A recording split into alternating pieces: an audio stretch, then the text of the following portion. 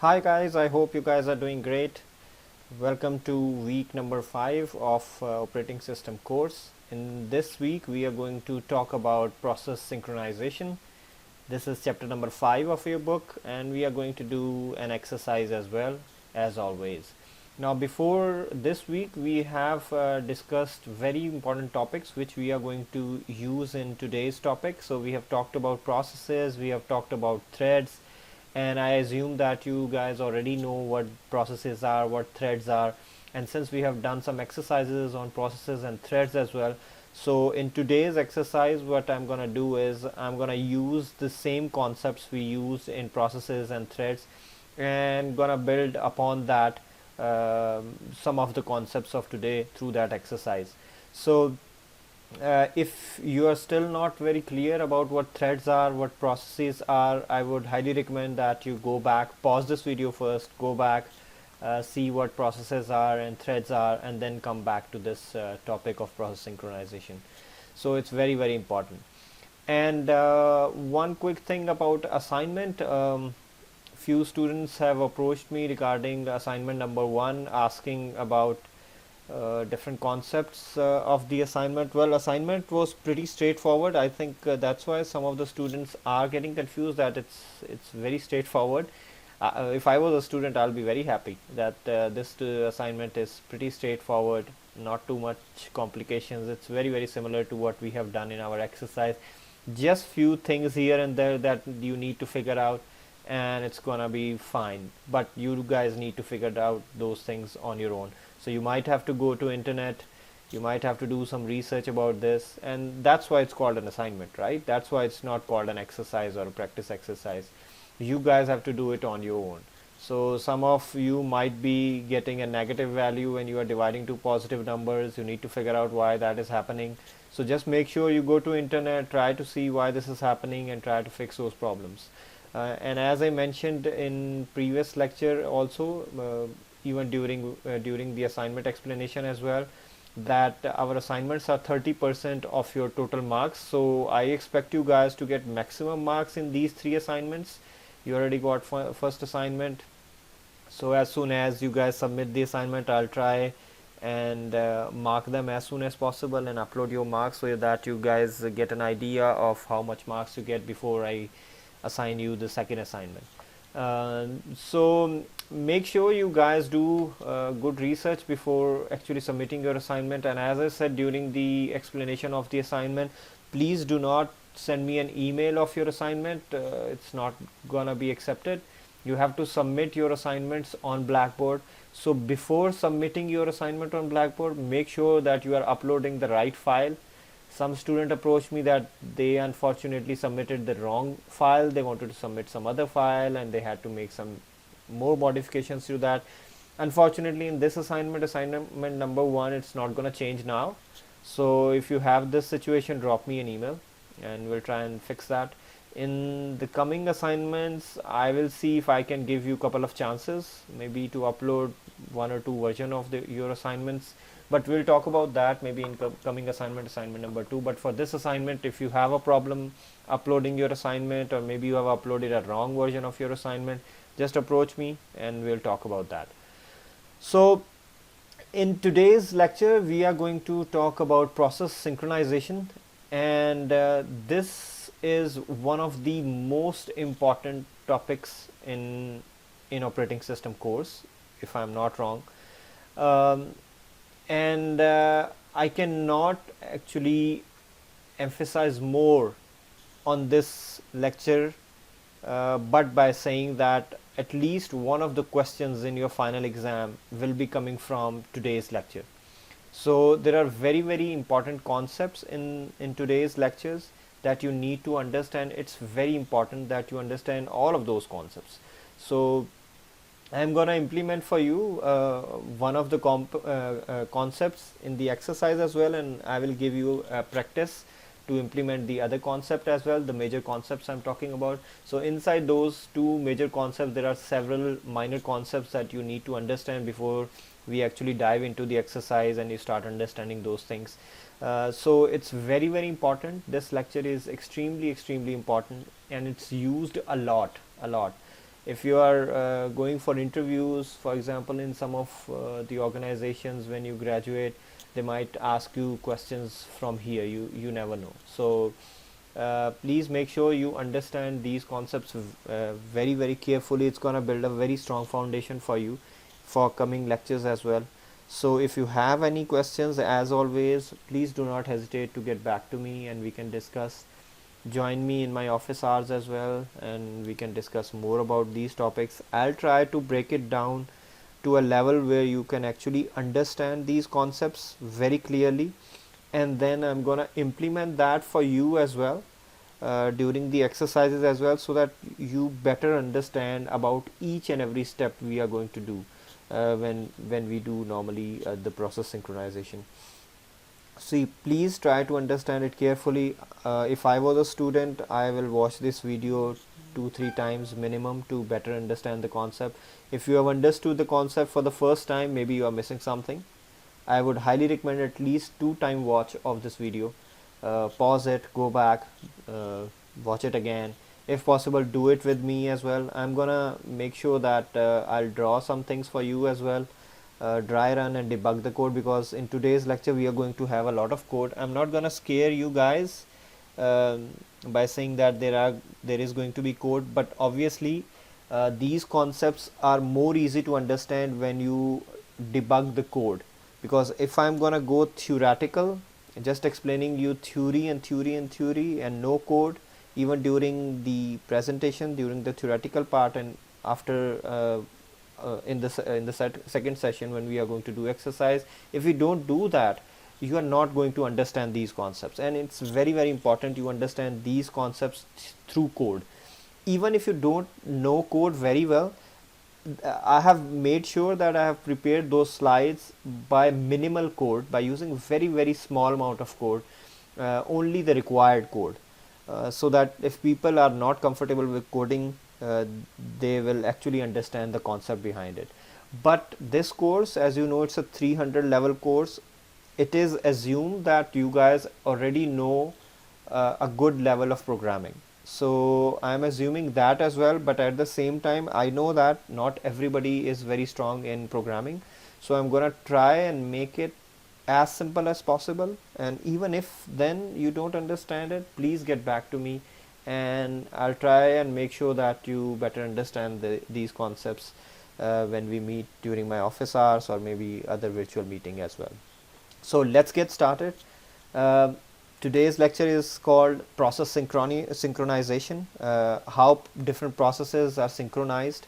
As we know from our previous lectures that in our operating systems at a time there are several processes running, and it's the responsibility of operating system to give CPU a fair chance of using CPU to each process which is running. And we know in modern computers we have more than one processors. So if we have 4 processes running in our operating system and we have 4 processors, operating system can easily assign one processor to each process. But that is not the case. In modern operating systems there are several processes, hundreds and thousands of processes. Sometimes they are running at the same time, but you do not have hundreds or thousands of processors. So it's very important that operating system assigns processors to processes in a right way, in a wise and smarter way, so that you don't feel, you as a user, you don't feel that your computer is very slow or the operations performed by your computer are not accurate or so on. So this is the whole concept of today's lecture. This is what we're gonna do, how operating system does that, what are the problems, how to overcome those problems, how as programmer you can solve those problems, how as a hardware vendor you can solve those problems. So we're gonna see all of those things. So let's start with the first one.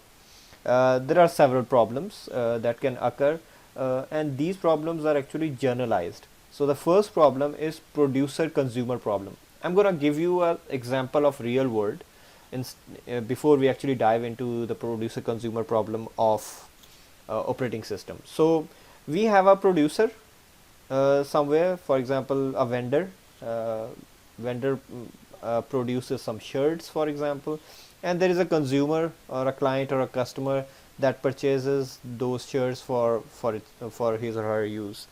Obviously there can be multiple clients over here, but let's go with one producer and one consumer. So a producer will produce some shirts and this consumer will consume or use those shirts. Very simple example. So what happens is consumer produces first shirt, producer produces first shirt and consumer takes that shirt from the shop and uses that. Producer produces another shirt, consumer goes to the shop, let's assume this buffer is a shop, and takes that purchases that shirt from there and consume that. What if consumer goes to the shop and there is no shirt, right? So there has to be a shirt at the shop for the consumer to buy. So it's very important that a shop maintains a good number of shirts so that a consumer or a client comes and he or she is not returned with by saying that we do not have a shirt, right? So in order for a consumer to consume something, there has to be something to be consumed, right? If there is no shirt, consumer cannot buy anything, right? Similarly, let's go to the producer's part now. Now producer is producing shirts, fine, and producer is sending those shirts to the shop. What if that shopkeeper does not have enough shelves? For example, there is capacity of holding only 100 shirts in the shop and producer is producing 1000 shirts. Those will not fit in the shop. So there is another problem, right? So this is another problem. So first problem was that consumer needs something and that thing is not available, right? Second thing is producer is producing so many things that shopkeeper cannot manage that, cannot hold all of them. So there is a problem at the producer end as well, there is a problem at the consumer end as well. I hope you understand what the problem is. So there are basically two problems. Consumer is looking for something and cannot find it. Producer is producing a lot of things and the shopkeeper cannot hold that. Let's now implement this and understand how this problem can occur in computing world, right, in operating system. So what happens is, let's take an example of a compiler and an assembler. So what happens is, let's see a compiler is producing a code, assembly code, and assembler takes that code to load it for the loader, right? So you have written a code in C language or C++ or Java, for example. So you have written that code and that code is placed somewhere in the buffer, in the memory, so that assembler can come, take that code and make it an executable file for the loader to load that file, right? Now if consumer comes to get if consumer, in this case which is assembler, if assembler wants to load something for the loader and there is nothing in the buffer, consumer cannot load anything or assembler cannot load anything, right? So again the same problem. Similarly, at the producer's end or at the compiler's end, compiler is compiling the code. For example, you have 100 programs and producer or compiler in this case is compiling all those 100 codes very quickly, but there is not enough space in the memory to put all that code so that consumer can come and take that. So again the same problem, right? Again the same problem. Buffer, or in this case memory cannot hold the amount of code compiled by the compiler. And the other problem is consumer or assembler is looking for the code to load for the loader, but there is no code in the buffer available or no code in the memory available, right? So the same problem is occurring over here. So if we go over here, this is exactly the same thing which I have just explained you. I'm going to go back and explain it to you, the bounded buffer as well. So I hope you understand what the problem is. So this producer consumer problem, and we're going to talk about reader writer problem as well, which might make more sense to you, and I'm going to explain that in a while as well. So what happens is, in producer consumer problem, there are basically two types of problems. If we take this example as it is now, I hope you understand because I have given you two examples. Now I'm going to come straight to this problem. So what is happening is, there is a producer and producer is producing something. That can be compiler, that can be a program doing something, that can be anything, right? that is producing something. For example, this can be a random number generator, and random number generator is generating random numbers and consumer is taking those numbers. Or these are the inputs from the keyboards, user is entering the inputs and monitor is taking those inputs and showing on the monitor. It can be anything, right? And buffer is the central place which is containing all these things. Now what if we remove this buffer from here? If we remove this buffer from here, then they have to directly communicate with each other, which is absolutely fine. They can directly communicate with each other, no problem. But then what will happen is, if producer is producing something very fast and consumer is not fast enough to take this information, then producer has to wait. For example, now producer wants to send a random number to consumer so that consumer can show that random number on the screen, right? So producer has generated a random number, for example 5, and handed that over. We are talking about there is no buffer, all right? In this case there is no buffer, and producer is handing over that random number, which is 5, to the consumer. Okay, consumer has taken that number and consumer has to do the next job, which is to display this on the monitor. But while consumer is still busy in displaying that number to the monitor, producer has generated another random number, for example 10 in this case, and wants to hand this over to the consumer as well. But consumer is still busy doing something else, and consumer cannot entertain this next request from the producer. So what producer has to do is, producer has to wait till the consumer becomes free and available to entertain this request. So what is happening now? The problem is producer is waiting. It's waiting and the time of producer is wasted, right? Instead of that, what producer might have done is, instead of waiting, what producer might have done is, producer might have generated another 4-5 random numbers, right? So in this case, the time of the producer is wasted. Similarly, let's take another example. Again, with no buffer, what will happen is, let's assume the same example, random number generator, producer is generating a random number, and consumer is taking that random number and just storing that somewhere, maybe in the file or something. Consumer is very fast. So as soon as producer produces that number and hands it over to the consumer straight away enters that value in the file and comes back and asks the producer to give another number. Now assume the producer is slow in generating random numbers for any reason. Maybe it's generating random numbers between 0 and 1 billion, so it has to take time to generate some numbers. And while it's still generating, consumer has already finished writing to the file and is now waiting for producer to generate another number, right? So now what is happening is, although producer is busy, consumer is now free to get another number and is wasting its time just to wait for producer to generate another number. So in this case, the time of consumer is being wasted waiting for the producer to generate another number, right?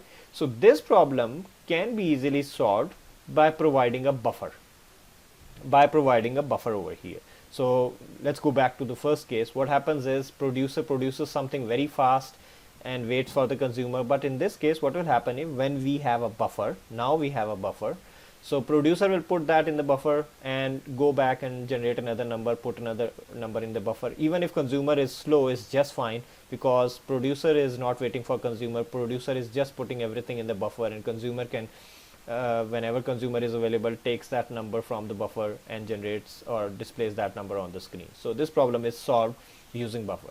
Similarly, in case of buffer again, we go back to consumer problem, case number 2, where consumer is fast and waiting for the number. Consumer might still have that problem, because if something is not generated, consumer cannot do any operation on that. So the problem of consumer, even with buffer, still occurs, right? Still occurs. So producer is generating a number, placing that number onto the buffer, consumer is taking it from the buffer and displaying that on the screen, or maybe saving that in the file. Consumer has done that very quickly, producer is still to generate another number, so consumer still has to wait. So in this case, the problem still occurs, right? For consumer side, the problem still occurs. So this is the overall scenario we have for producer consumer problem. This is what is called a producer consumer problem, and it can be anything. Producer can be anything, consumer can be anything, and it can be implemented in different scenarios. And it can be, as I said, it can be a compiler, it can be assembler, it can be a program generating random number, this can be something displaying on the monitor. So it can be anything. This producer consumer problem is quite generic, and it can be implemented on any computing problem. All right, so this is the problem in general. Now let's talk about buffer a little bit more.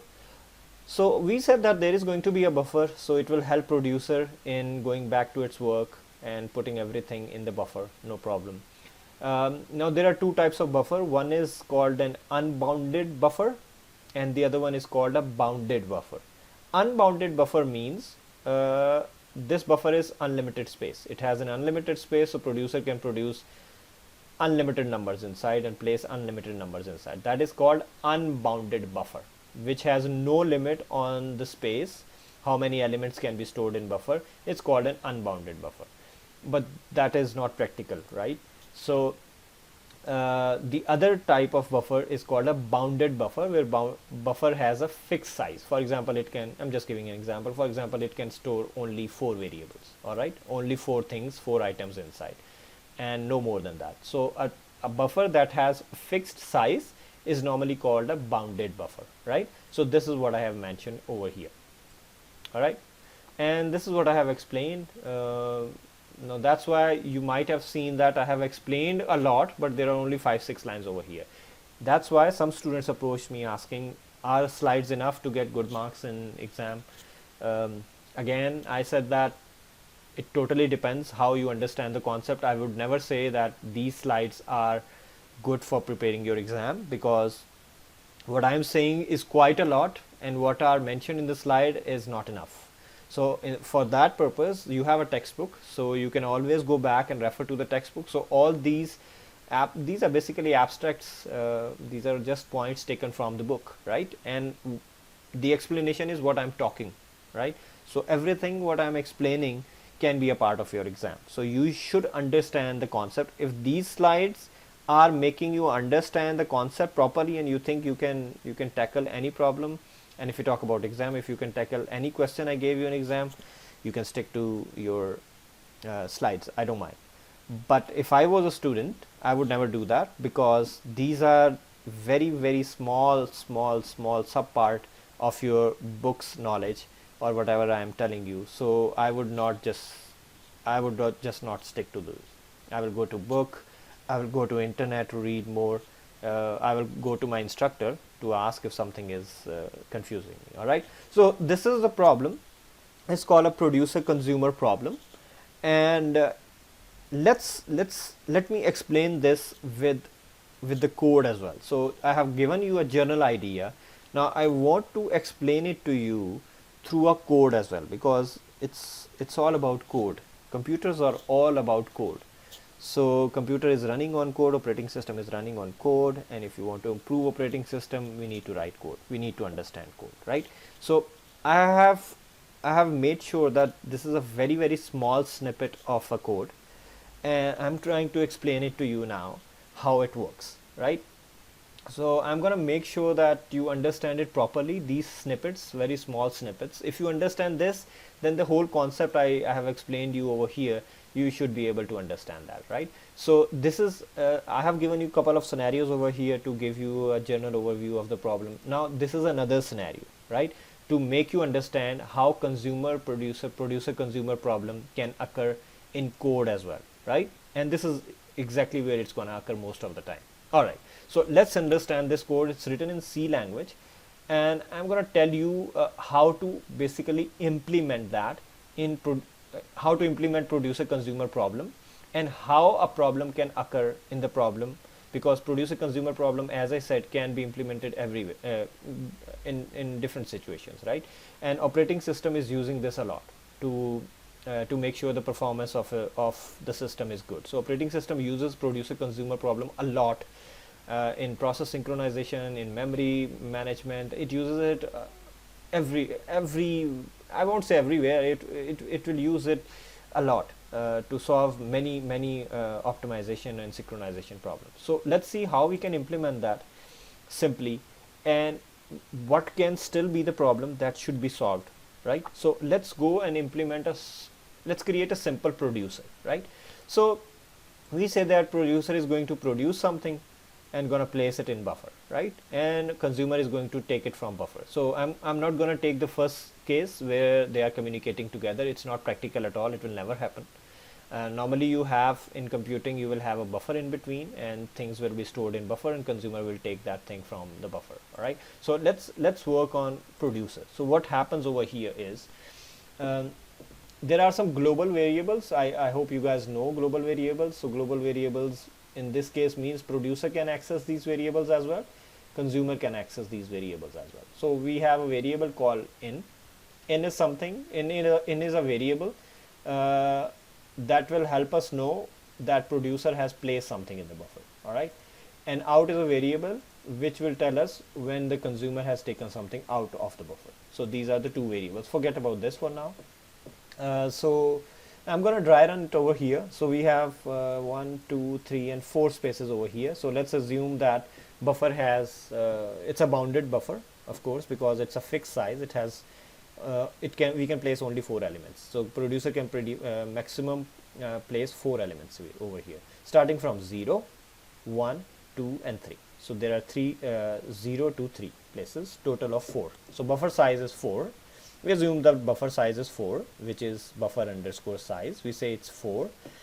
Okay, so what we're gonna do, so while true means it's an infinite loop, which means that producer will keep on producing something, unless and until it stops for some reason. But for now, when we are doing a producer consumer problem for implementing something, we normally keep it while true, which makes that it's an infinite loop and producer will keep on producing something. All right. Similarly, consumer will keep on consuming something. So don't worry about this. This is just to tell you that producer will never stop producing anything, right? Okay, so what will happen over here is, if you see int is 0 over here, what I want to do is I will make it full screen and let me use some editing tools. Let me use a pen. Okay, so we have in is equal to 0, out is equal to 0. So while in plus 1, and we said that buffer size is 4, buffer size is 4 over here. So what we're going to do is we're going to do in 0 plus 1, which is 1, mod buffer size is equal to out. Now first thing, let me quickly go back and show you one more thing.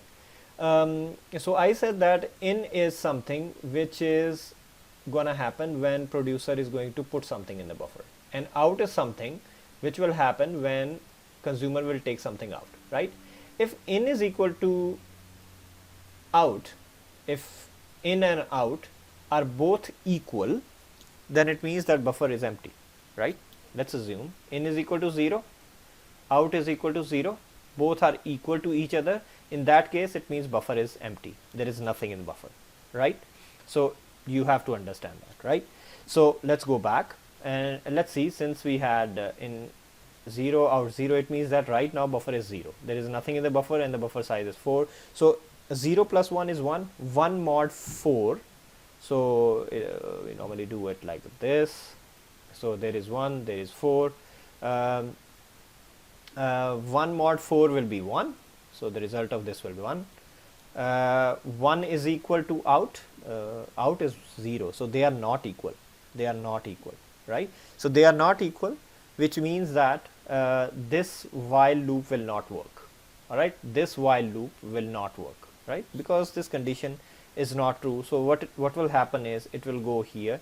What it will do is buffer of in is equal to next producer, so put something in the buffer. This line is just saying that, okay, put something in the buffer. So if we have something like this, a buffer over here, so we have 0, 1, 2 and 3, total size is 4.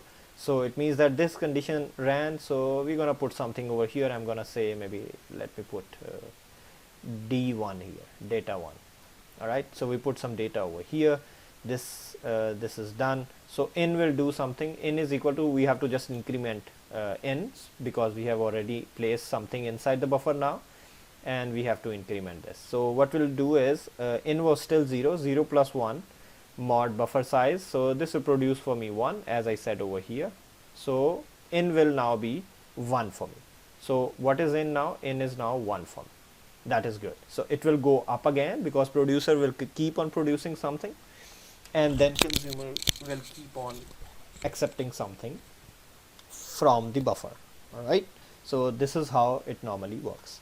So it will go up again, go to this line of the loop. It will check again. In is now 1. 1 plus 1 is 2. 2 mod 4 will be 2. 2 is equal to out. No, out is still 0. Right? It's still 0. So this will not run again, and it will come over here. So this line will put something again in the buffer. So buffer of in, which is buffer of 1, since in is 1, so it will produce d2 over here and place something over here, right? And it will do an increment to in by doing this calculation again. If you see this calculation and this calculation over here, they are similar. So it's gonna increment 1 to in, which will now become 2. It will go again, run this again. 2 plus 1 is 3. 3 mod buffer size is 3. It will become 3. 3 is not equal to 0, not equal to 0. This will not run again. It will come here. So it will place something. Buffer of in is 2 right now. So it will place d3 over here, let's assume. And it will come over here and it will do a 3 over here, since this calculation is 3. Go up again, run again, go to this. 3 plus 1 is 4. 4. So this will be now this 4. Mod 4 will be equal to 0, right? And out is equal to 0. Yes, it is equal to out, right? It is equal to out. So it will go inside this loop, and what is happening in this loop is do nothing. So it will just stuck, it will remain in this loop. It will get stuck in this loop and will do nothing, right? And this is exactly what we want, right? This is exactly what we want, except one thing, which I will tell in a while. If buffer becomes full, then producer should wait for the buffer to get at least some slot to put another thing, right? If I go back, if you see, for example, a buffer has produced, I'm just giving you an example, d1, d2, d3 and d4. If buffer has these elements and producer has produced another thing which is d5, but there is no slot over here, producer will have to wait. It will not produce another item. It will just wait for the buffer space to get empty and then place d5 over here, and producer will keep on waiting, right? So for example, this slot becomes empty now, d5 will go here and producer will produce another item, right? So every time producer wants to create something or produce something, it will check the buffer. If there is a space over here, it will place, otherwise it will wait, right? So this is what is happening. Now this is what is happening. So it's inside this loop. It will stay inside this loop and keep on waiting because there is no slot in the buffer, right? But that is not correct, right? Because our buffer still has one slot available over here, but producer is not stuck in this while loop. Producer is just waiting for the buffer to get some slot, but the problem is there is already a slot. Why producer is not putting anything over here? This is because of this calculation. This was a traditional way of producing a producer, and by this calculation, especially this calculation and this calculation over here, this was the old way of producing producers. This one slot was always kept empty because of this calculation. This is how programmers programmed that time. So this space was always kept empty. Although this is a free space, another item can come over here, but because of this calculation, unfortunately, this space always remains empty, and producer will keep on waiting for at least one more space to get empty to produce something new, right? So this is the problem of one space remaining empty.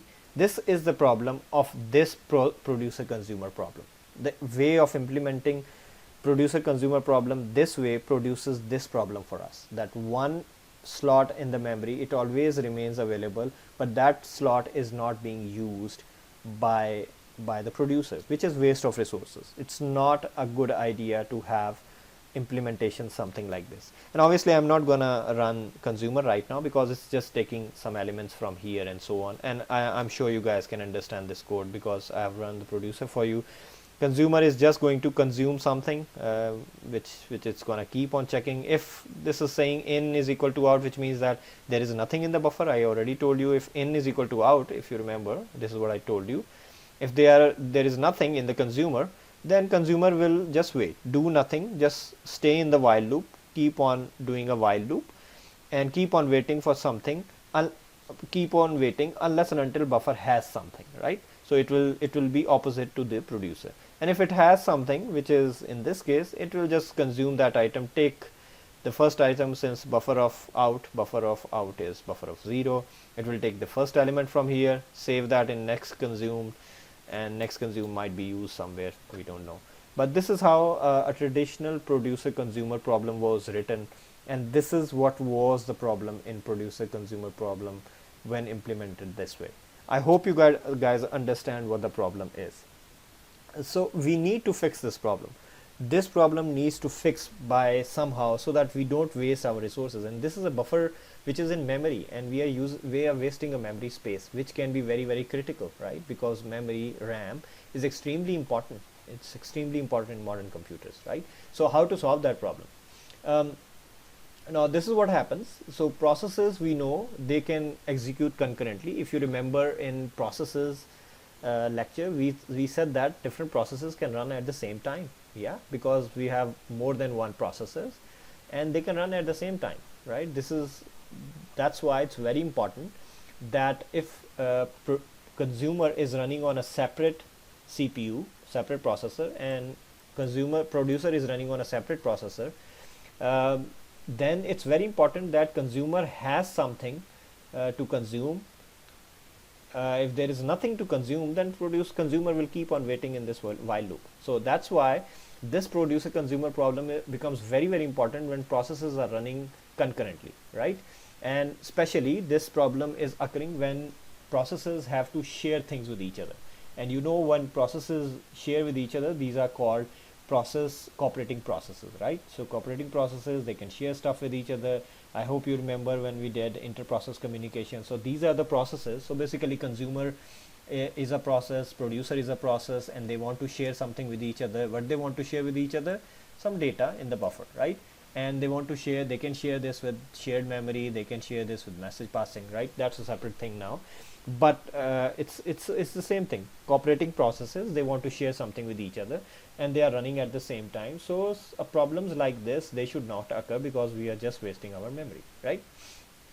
So, and this is what is written over here. So how we can solve this problem? So this is our problem. We know now that we are wasting our memory space. How to solve that problem? Well, we can solve that problem by creating a new variable, counter. And what counter will do is, counter will keep track of how many spaces are empty in our buffer or how many spaces are filled in our buffer. It keeps track of that, right? So counter will start from 0 and it will keep on incrementing, like what is happening over here in the producer problem. Just like this over here, instead of having this while loop, now we have this while loop, which is just checking what is the size of the buffer, right? So counter will start from 0. So every time producer produces something, so every time producer produces something, again let's take the same thing. So it's 0, 1, 2 and 3, and we have a counter which starts from 0. Buffer size is 4 this time. So producer produces something, D1, it comes over here. While counter is equal to buffer size, counter is 0, buffer size is 4, they are not equal to each other, so it will go over here, it will put something over there, it will increment in by 1, it will increment in by 1, in was 0 and it becomes 1, and it will increment counter by 1 as well. So it will increment counter by 1 and it will keep on producing that unless and until C and buffer size, they become equal, which means that it will have D1, D2, D3 and D4, yeah, something like this over here. When it becomes full, it will just stop there. It will not stop, it will keep on waiting, right? It will be stuck in this while loop doing nothing because buffer is full. But normally buffer size is not 4, buffer size is normally quite high. It depends how much space you want to give for each process, and it's not only for one process, it can be for many processes.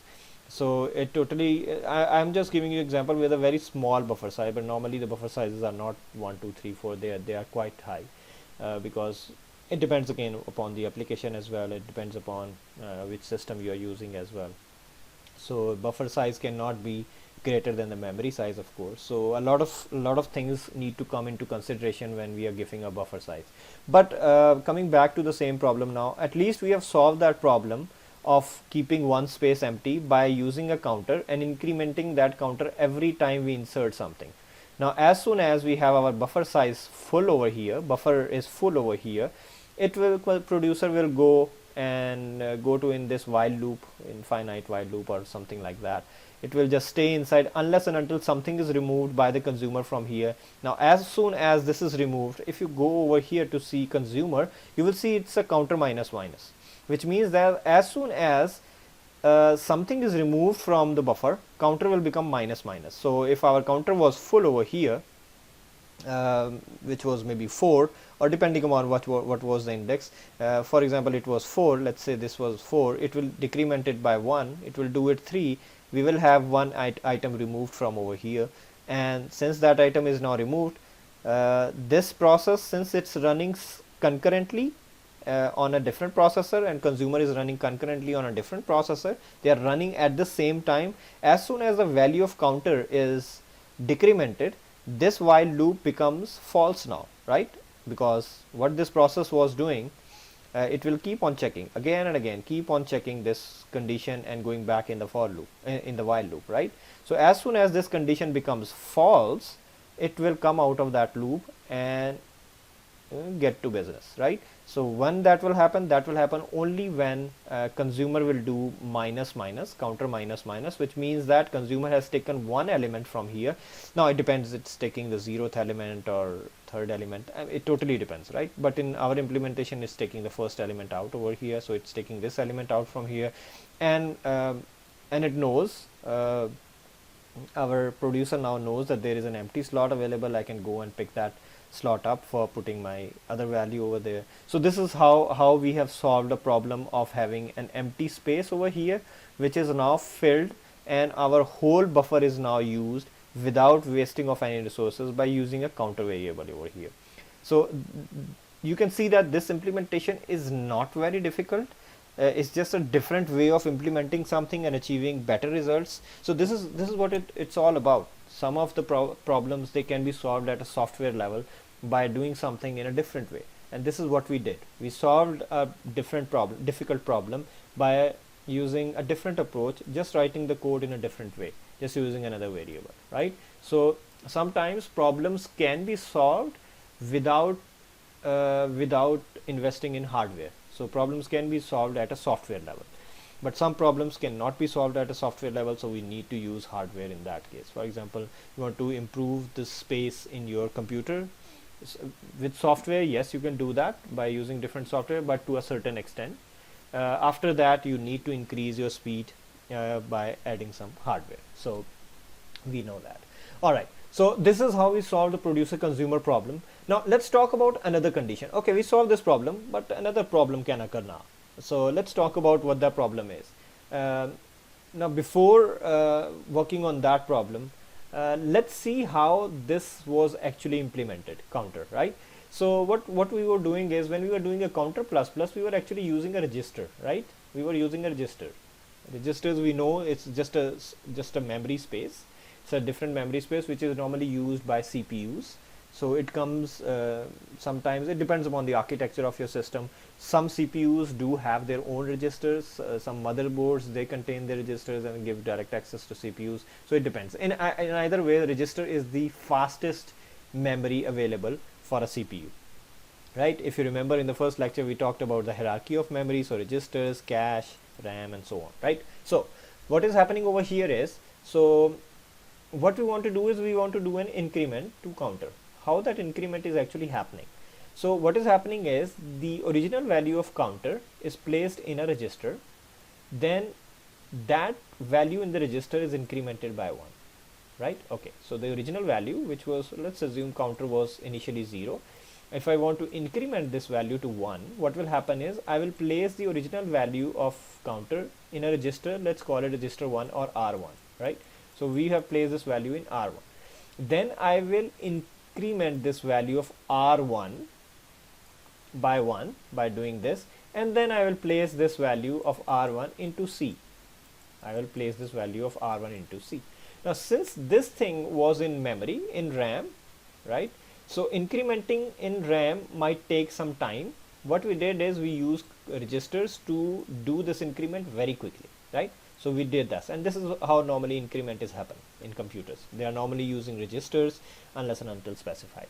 So we did this. This is the normal way of incrementing something. So we place it in register, we add a value to register, whatever increment we want to do, maybe 1 or 2, whatever we want to do, and then we place that value of register back into the counter in the memory, right? And similarly, when we want to do a decrement, similar way, we take the current value. Let's assume the value of counter is now 4. We put that value in the register. Let's call it R2 is equal to C, which was 4, right? And we are going to decrement its value by 1, so R2 becomes 3, and we are going to place this value of R2, which is 3, in C, right, in the counter, right? So this is how we do decrement. So we use normally registers to increment and decrement. So we understand that, right? Okay, don't worry about this heading, I'm going to explain it right now. So we know how we can increment and decrement, and we know that we have already solved a producer consumer problem where the resource was wasted, right? Let's go further. Let's see what happens now.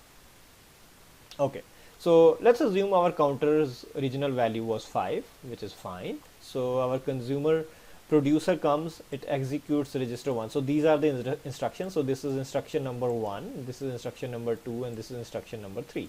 Similarly 1, 2, and 3, right? So what is happening now over here is, so first instruction of the producer is executed first. So producer executes register 1 is equal to counter. So this instruction is executed first, which means that value of C, whatever value of C, in this case our value of C was 5. Since we are saying, let's assume the value of counter is 5, so 5 is placed in register 1. Yeah, as soon as this instruction is executed, register 1 R1 now contains 5, right? So this is executed, which is good. All right, so we completed first execution. These are just statement instructions started from 0 and going on. You want to call it 1, 2, 3, it's absolutely fine. All right, so next what happens is producer executes register is equal to register plus 1. So what producer did is, second instruction is now executed, which means that an increment will be done on this value of register. Register's value was 5, it will increment to 6 now, incremented by 1. So now R1 becomes 6. This is what is happening over here. So R1 becomes 6. Okay, now before producer actually went to this instruction, now again assume that producer is running on maybe processor 1, consumer is running on processor 2. So they are running concurrently at the same time. So there is not only a single processor, there are different processors running. So consumer is running on P2, producer is running on P1. They can execute some instructions at the very same time. They can do that because they are running on different processors. Okay, so what happens now is register R1 now contains value 6. Now what happens is before processor 1 can execute the next instruction in producer, because producer is being processed by processor 1. Before this instruction 3 is being executed by process 1, processor 2 came, because it was idle, it came and it executed this instruction, right? So this instruction was still being executed, and P2 came and it started executing this instruction, which it can do, no problem, because it's a separate processor, right?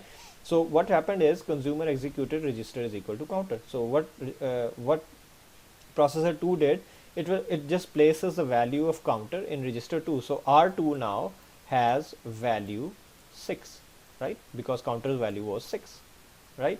So this is what it did, right? Let me check once again. No, counter value was still 5.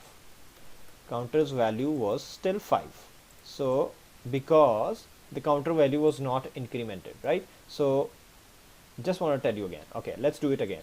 I confused myself. Okay, it happens. Okay, so what happens over here is P2 came.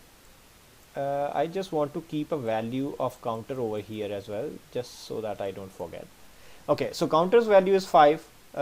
Register, what happened is counter value was placed in register number 1. Register number 1 had the value, and then register incremented that value, so this value became 6. So counter is still 5, right? Because this statement has not executed yet, right? Counter is still 5, R1 is 6, and what happened over here is register 2 now got the value of counter, which is 5. So this R2 now got value 5. Fine. Next, what happens is consumer executes this instruction. So consumer or P2, processor 2 came, and processor 2 executed this statement for the consumer, which is decrement this value. So it decremented this value to 4, right? You have to note that counter value is still 5. R1 is now 6. R2 is now 4. Okay, that's good. Okay, next what happens is, now before R2 can execute this statement, processor 1 was done with this statement 2, and it came to statement number 3 now, wants to execute that. So what it did is, it will place value of register 1 into counter. Value of register 1 was 6. So it will place this value in the counter. So it will place this value and replace 5 with 6. So we have executed S4 now, statement number 4 over here, which is placing the value of register 1 into counter 1 into counter, which was, so counter became 6. Now these instructions are complete. Now the last instruction was remaining over here. Processor 2 got time, it came back to this statement, and it will place the value of register 2, which is 4, into counter. So it will replace this value and replace it with 4, right? But something strange has happened now. What we did is, we have incremented the value. So counter was 5, we incremented the value of counter by 1, and then we decremented the value of counter by 1 as well. So they should cancel each other, and the end result of counter should be having value 6. C is equal to 5, or counter is equal to 5. So the end value of counter should still be 5, because we have just incremented by 1 and decremented by 1. So it should retain its original value. But what happened is, if you see, counter ended up getting a value 4. So counter, based on the statements we executed, counter ended up getting a value of 4, which is absolutely wrong. It should have something, as per mathematics, C should have value 5, but counter ended up getting value 4, right? So there is miscalculation by our processes, right? By our operating system or by our processor, because of processes not being synchronized properly, right? They are not synchronized properly. What should have happened is, these statements should have been executed first, and then these statements should be executed. Then we will end up getting the right result. But what happened is, few of those statements executed, few of these statements executed, then rest of this statement executed, then rest of this statement executed, which messed up our whole calculation. And this should not happen in computers. If something like this happens, we call this condition a race condition, right? Where processes are not synchronized properly, and they are using a variable, they are sharing a variable, they are sharing the value of a variable, and they are changing the value of that variable based on the statements, based on the code written inside those processes. So we call this situation a race condition, right? Which gives us wrong results, which you have just seen, that we were expecting mathematically something else, but we ended up getting something else. So we achieved a race condition, which is not good. We should not have that. We should not have that, right? And this is what this is what can happen over here in producer consumer, because they are sharing the same variable. They are sharing the same counter variable, and these counter variables, since this is running on processor 2 and this is running on processor 1, this can change its value as well, and processor 2 can change its value as well whenever they need, whenever they want. So they might end up getting wrong results, and we have seen that. So this is called a race condition, and if processes are not synchronized properly, this condition can happen. So we have to avoid this condition. And as you might have noticed that this can happen when processes are sharing something, right? Like they are cooperative processes, they are cooperating with each other, they are communicating with each other, so they are sharing something using maybe shared memory or message passing. So this condition can happen in that, and it should not happen, right? So we know what problem can occur, and we need to solve this problem now, and how operating system is solving this problem is pretty interesting, right? So we'll see how to solve this problem. Now, before we actually go and solve this problem, we need to understand two important concepts very quickly. It's very, very simple. It's not difficult at all. And we have seen that already. Two important concepts that we need to understand. A section, so if we have two processes, process 1 and process 2, we have two processes over here. If a process is not sharing anything, then that section is normally called a non-critical section, right? For example, process 1 has some variables x and y, and process 1 is not sharing these variables with anybody, any other process, right? So the section where these these variables are available, we normally call this section as non-critical section. Non-critical section. Again, a section of a process where a process is not sharing anything with any other process, we call that section a non-critical section, right? Similarly, if you see process 2 over here, process 2 has some variables I and j, and process 2 is not sharing these variables with anybody. So this section where these variables are available is normally called a non-critical section. And contrary to that, if a process is sharing a variable with some other process or anything, it not necessarily has to be a variable, it can be a piece of code that two processes are sharing with each other. But since it's very easy, this concept is easy to explain when we are using variables and explaining that to you, right? And I will give you some other examples as well where critical section, where stuff like this can happen in other applications as well, right? So we're going to talk about that. So, and contrary to non-critical section, a critical section is a section where a variable or anything is available that a process shares with another process, right? For example, there is a variable called count variable, and this count variable is actually being shared between process 1 and process 2. So the section of the code where this variable is available is called a critical section, and that is available for both of them, right? So process 1 will have a critical section because a variable is being used over there that is shared, and obviously process 2 will also have a critical section because that variable is being used over there as well. So we have two sections, we have more sections as well, but for now in a process there can be two sections: a section where things are being shared between different processes, and a section where things are not being shared between two processes. So these are called critical sections and non-critical sections respectively. I hope you understand the concept. Now let's move forward to solve this race condition problem. Alright, and we are going to use this critical section again and again and again. So please understand this concept very carefully, that a critical section is a section where processes have something to share, right? If something is being shared, that is normally placed in critical section. Alright, it can be a function, it can be a part of a code, it can be anything which you want to call a critical section. So critical section will be a place where shared stuff is available, between different processes. All right, so that is called a critical section. Okay, let's go.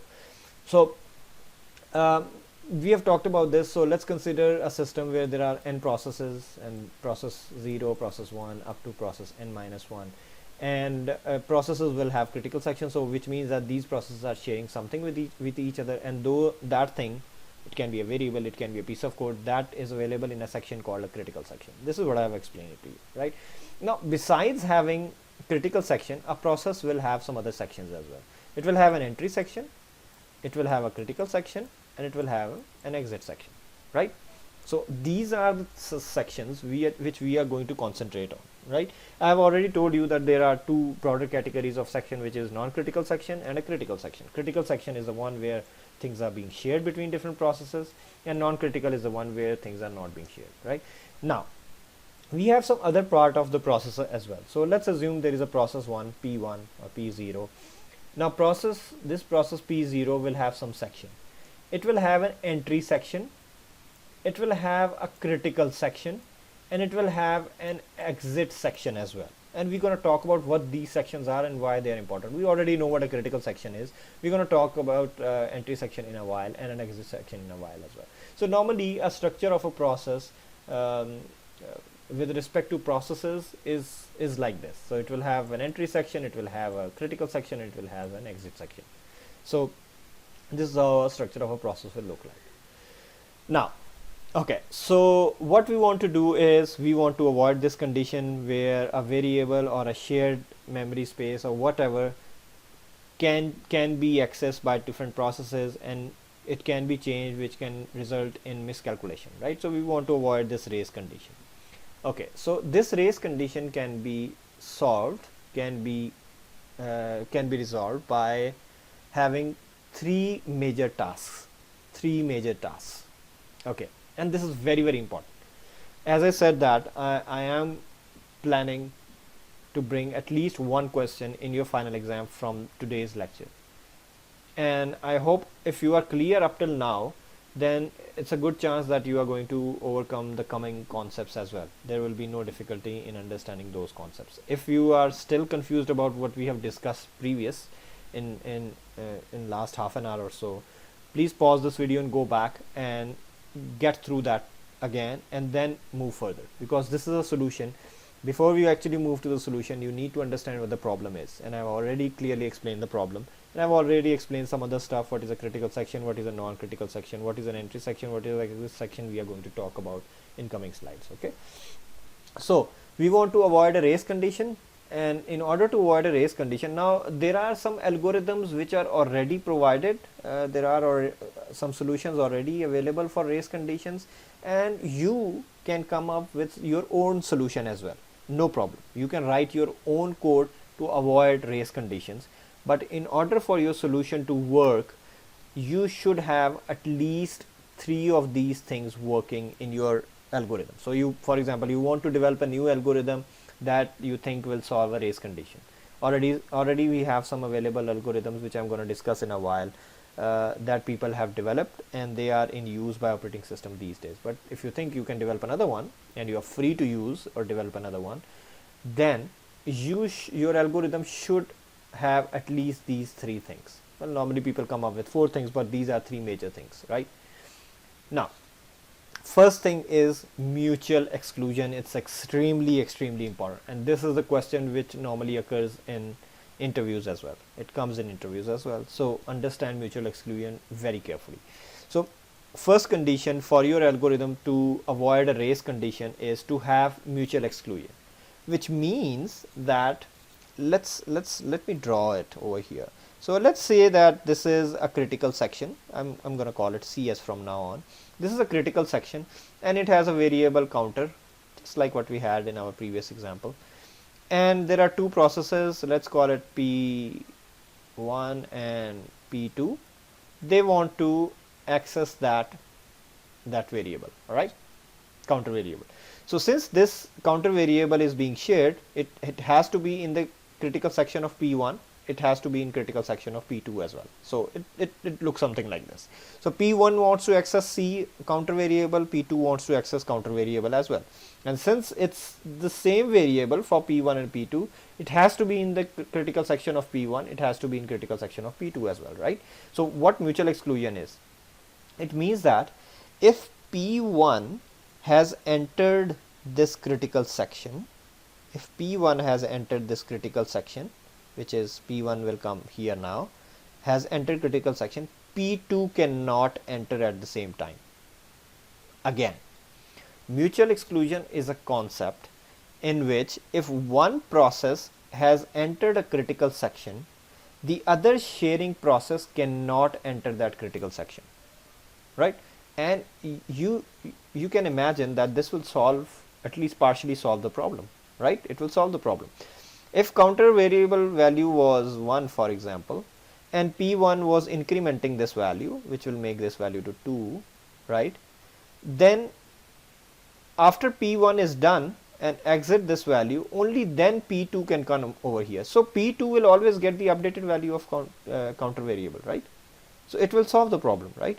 Because only P1 had access to C counter variable and P2 had no access because it can never enter the critical section, right?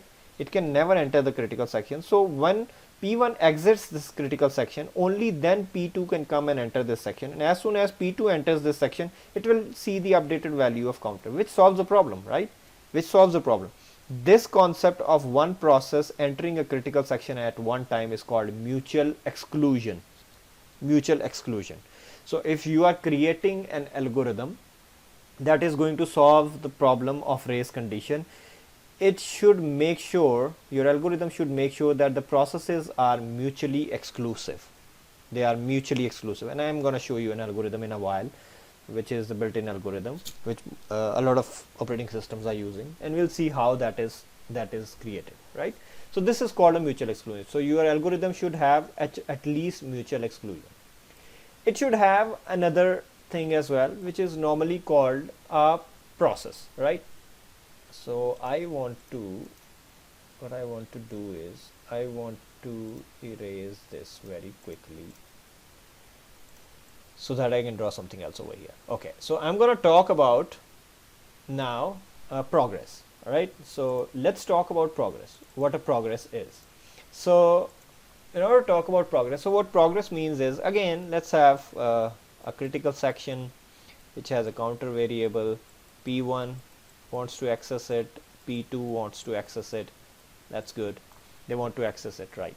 Okay, so we know that only one process can access it at one time, which is mutual exclusion. The second thing your algorithm should have, that it should have progress, which means that let's assume that P1 wants to enter the critical section, but P2 does not allow your P1 to enter the critical section. So there is some code written in P1. So normally if you see the process like this, so this is maybe P1, so there is a code of P1, and there is process 2, there is a code of process 2, there is some code written in P2 which blocks P1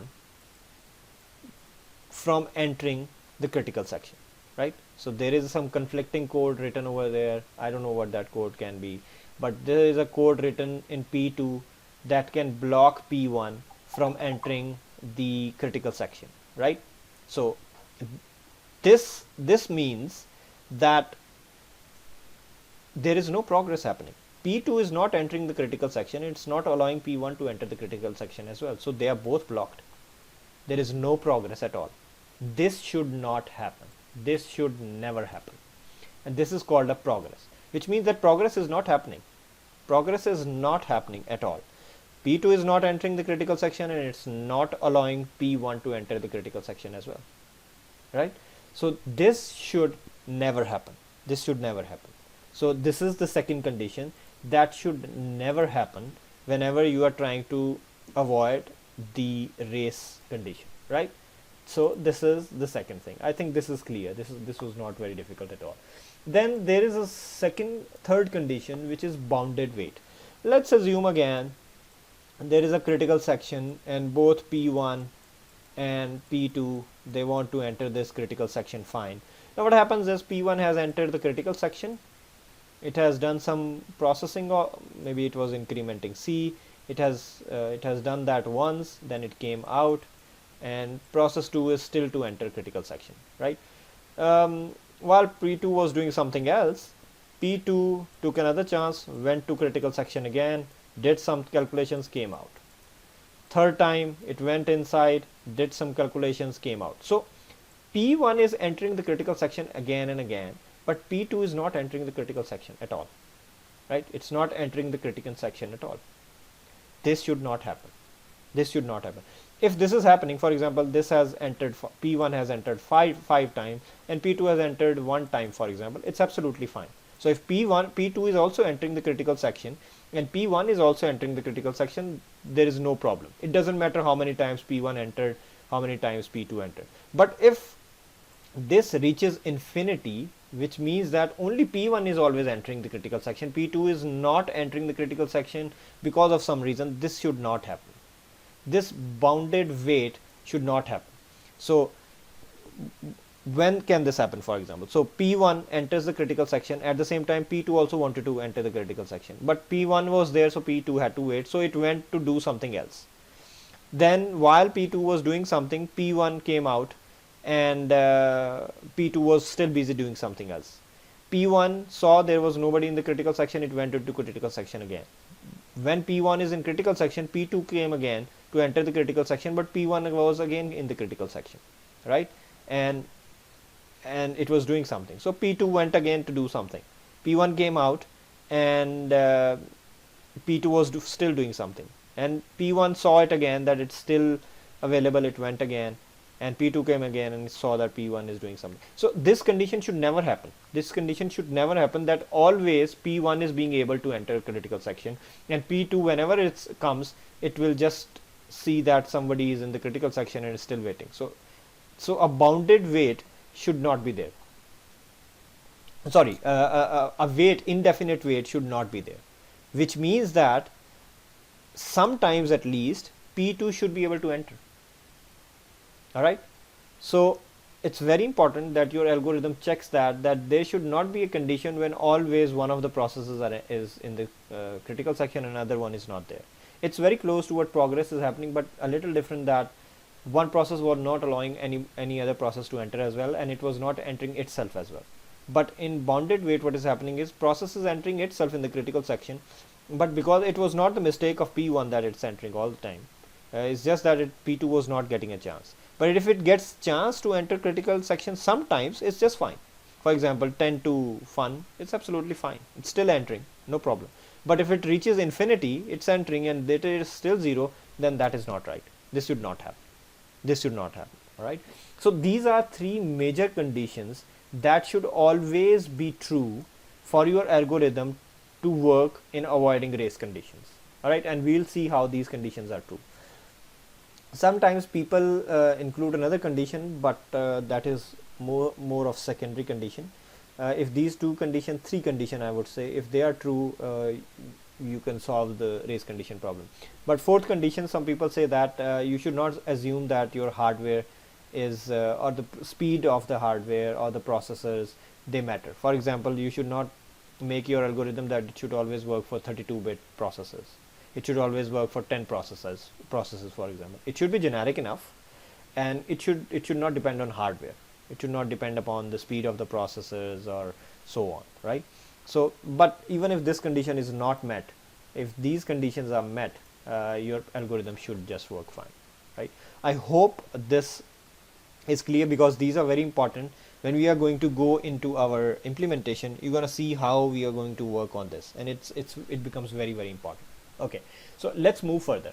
Okay, since we are handling our critical section, we need to understand, it's basically, I'm going to revise it. We have already discussed preemption and non-preemption.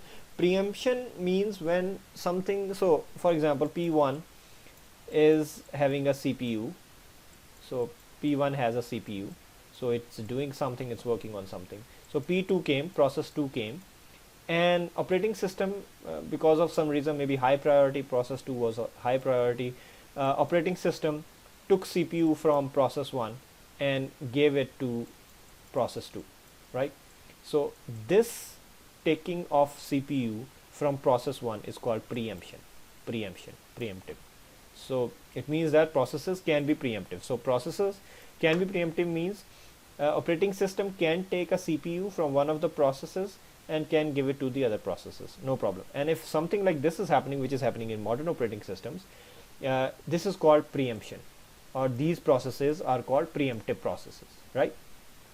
On the other hand, there is another type of processes which is called non-preemptive processes, which means that if CPU is given to process 1, operating system cannot take a CPU from the process 1 unless and until P1 is complete.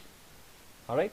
So if P1 has to run for 10 minutes, P2 comes, operating system will not take CPU from P1 unless and until it takes 10 minutes to complete. It completes this execution, only then operating system will take CPU from here and give it to process 2, right? This is called non-preemption. So there is no preemption. No preemption is done. And I think we have discussed these concepts before as well. So these are, just wanted to quickly revise you that. So normally the critical section problem occurs in preemptions, and it makes sense, right? Because something was happening and CPU was taken from that process and given to some other process, and then problem starts occurring, and you will see how it will occur now. I hope this is preemption and non-preemption is clear to you. Okay, so how to solve that problem of race condition? We know that race condition occur over here, right? Race condition occur over here. We were doing some calculations. We wanted 5 over here, but we wanted to get 5 over here. We ended up getting 4 over here, which is a miscalculation. It should never happen, right? How to solve this problem? And we saw that in order to create an algorithm, in order to create a solution, your solution should have at least these 3 things.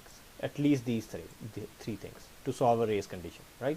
And one of such algorithms that can solve this problem is called a Peterson solution. All right, Peterson solution, very famous solution. Yeah, this is a very famous solution. It was a solution that is used to solve race condition. I will tell you why this solution will not be very effective, but it solves the problem. All right, so let's see how it works. Okay. Before I dive into Peterson solution, I said that there are different sections of a process. There is a entry section, so this is an entry section, there is a critical section, and there is an exit section, right? And there can be other sections as well, right? So these 3 sections are very important when solving your race conditions, right? So entry section is a section where a process does some calculations, and based on those results done in entry section, it will enter the critical section, and you will see how it will happen. All right, again, an entry section is a section where some calculations are done, and based on the results of those calculations, a process will enter a critical section. So, or in a simple word, we can say that entry section is used to take permission by the process. So a process takes a permission from operating system to enter the critical section in entry section. So entry section is used as a permission to enter a critical section, and exit section is just to tell operating system that okay, I've used the critical section, now if some other process wants to use this critical section, you can go ahead and use that, right? So entry section is just to inform operating system that I want to enter a critical section, and exit section is just to inform operating system that okay, I want to exit now from this critical section. I have exited that critical section, and you can give this critical section to another process if you want, right? Okay, so we know these sections now. Now Peterson solution. What is a Peterson solution? What Peterson solution does is, so basically problem is same. So there is a critical section. P1 wants to enter this. So maybe there is a counter variable somewhere or whatever. We're gonna say that there is something which processes wants to execute, right? And P2 wants to execute enter this critical section as well, right? So they both want to enter this critical section. So let's assume P1 came first. So P1, I'm not gonna say P1, I'm gonna call it process 0. Let's call it process 0, and let's call it process number 1, right? So process 0 is basically 0 and process 1 is 1, right? This is how I'm distinguishing between 2 processes, right? Just to make you guys understand. Okay, so I've taken a variable others or other variable. So if you see, before I go to other, if you see the parameter of this section, basically it's a method, for example, or a section, how you want to call it. This is where I specify which process it is. So if process 0 is going inside, I will specify 0. So process will be equal to 0, right? Process will be equal to 0, which means that it's process number 0. If process is equal to 1, then it's process number 1. Simple. All right. So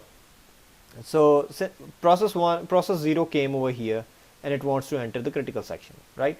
Now how operating system will see if somebody is inside this critical section or not, and how it will allow process 0 to go inside and stop process 1, right? So we're gonna see that. So since process 0 came, it will come inside. So process value of process is now 0, all right? we have created a variable called other, so I'm going to write it over here. So other is, we have created a variable other. So what I'm doing is, so if a process is 0, the other process will be 1. This is what I'm going to do. If a process is 1, the other process is 0, because there are only 2 processes, right? So other is a variable which is just telling me which is the other process, what is the other process, right? So this is what I'm going to do. And how I'm going to know that what is the other process? This is the calculation I'm doing. So other is equal to 1 minus process. What is process now? It's 0. It means that other is 1. 1 minus 0 is 1, right? Similarly, if it was 1, say if it was 1 over here, other will be 0, right? How? Other is equal to 1 minus 1, which will be 0, right? So let's go back now. I will keep it 0 and I will keep it 1, right? So this is how I'm going to keep track of both the processes. So process will contain my current process and other will contain my other process, all right? So now I have other is equal to 1 and my process is equal to 0. Interest is basically an array which contains true or false, right? It's true or false. So it tells the operating system that this process, current process, is interested in taking the critical section, working on the critical section. So what will happen over here is interested. So I have created over here for you, just to quickly understand, I have created over here for you guys the spaces for putting those values, right? So interested of process, what is process? 0. Interested of 0, which is this section now, it's equal to true now. So I am going to put a T over here, right? So this is a true process. And there is another variable called turn, which will tell me whose turn is this to use the critical section, all right? I mean, this is just one of the solutions. You can come up with your own algorithm, a better way of solving it. This is just one of the solutions to solve the race condition problem, and there are many other solutions available. If you see, you can use those solutions as well, but at least you should get an idea of how to solve this race condition problem, right? And this is one of the ways, all right? Okay, so I make turn is equal to process. So turn is equal to process. What is process? Process is 0, so turn will become equal to 0 as well, right? Now this while condition, it will start. Interested of others. What is interested of others? Interested, what is other? Other is 1, right? So interested of other, interested of others will it, so basically it's a while loop. What it's doing is it's checking over here if interested of other is true or false, right? It's checking that. So since interested of other, interested of 0 or interested of process is true over here, and turn is equal to process, what I'm going to do is interested of others. So which means that interested of 1 is equal to interested of 1 is equal to true. It's not equal to true, assuming that since by default everything is false starting from, so booleans are normally kept false. Even if we don't put anything, interested of 1 is true. It's not true, it's empty, it has nothing inside, right? Or false. Normally empty is considered as false, right? And turn is equal to process. Turn is equal to process. Turn is 0 and process is 0. So this condition is true, but this condition is false, right? So in order for this while loop to run, both of these conditions, since it's using an AND operator here, both of these conditions need to be true. Only then the compiler will enter this loop, otherwise it will not, which it will not in this way, in this turn, because one of these conditions is false. So this loop will not work. So it will come out of this loop and it will go to this critical section. So now process 1, or maybe this is a critical section, so process 1 is now in critical section, all right? So it's in the critical section, it's working on something. While P1 was in a critical section, P2 came, because it's running by some other processor, it can still come, and it said that I want to use the critical section as well, because maybe I want to increment counter or do whatever, right? So what it does is it will run the same process again, because this code has to be in P2 also. This is a sharing code, right? This is a sharing code, so it should have some mechanism. Critical section is definitely going to be shared between P1 and P2. This code can still change, but entry section is normally entry, exit, and critical sections are normally considered the shared sections between the sharing processes. So it has to be same in P0 and P1. All right. So P1 came, and P1 came that I said that I want to use the critical section as well. So since it's process 1 now, so this will be now 1, right? And this whole section is running separately in process 1 as well, right? So process becomes 1, and int other becomes it just created another, and other is equal to 1 minus 1, other becomes 0, right? Other becomes 0. Now these other variables, I am doing it over here with the same values, considering that these are the shared variables, but these are not shared variables. Other is not shared variable. I'm just doing it to save space. Now you can create another other variable over here for p1, right? For p1, and update the values of that, no problem. But just to save space, I'm going to do it over here. So other becomes 1 minus 1, 0. So this is the new value of that. Interested process is equal to true. What is process now? Process is 1. So interested of process becomes true. So this is becoming true now. So it becomes true. Turn is equal to process. So turn becomes equal to 1. Turn becomes equal to 1 now, right? So it becomes equal to 1. Now it will go to this while loop. Interested of other is equal to true. Interested of what was other? Other is 0. So interested of 0 becomes equal to true. Interested of 0 is true. Yes, it is true, right? It is true. And turn is equal to process. Turn is equal to process. Turn is 1. Process is 1. It's equal to process. Yes, it is equal to process. So it will enter the while loop. What this while loop does is it will make sure that process 1 does not enter the critical section. So it will keep this process 1 inside this while loop unless and until p1 is out of this critical section. So this while loop is only there for wait, right? Now this is exactly what we wanted. We do not want p0. This was p0. So this loop will avoid p1 entering the critical section unless and until p0 exits. So p1 is now inside this loop waiting for p0 to complete its execution. So let's assume that p0 has done its execution. What it will do now, it will, after critical section, it has to enter p0, has to enter the exit section. It will go to exit section process. So it was 0 for p0, the process is 0, right? Process 0. So it will go and do interested of process is equal to false. What it will do is it will go and change this to F, right? It will go and change this to F. Now and maybe P0 has completed its execution. It's done. Now if you see that what is happening over here with P1, it keeps on looping inside. It will keep on checking this statement and keep on coming back to this loop. Keeps on doing that.